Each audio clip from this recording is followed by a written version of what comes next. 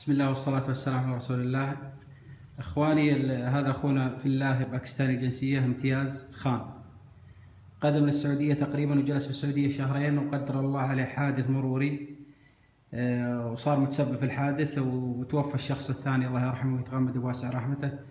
وقرر المحكمة الشرعية عليه دية 300,000 ريال سعودي.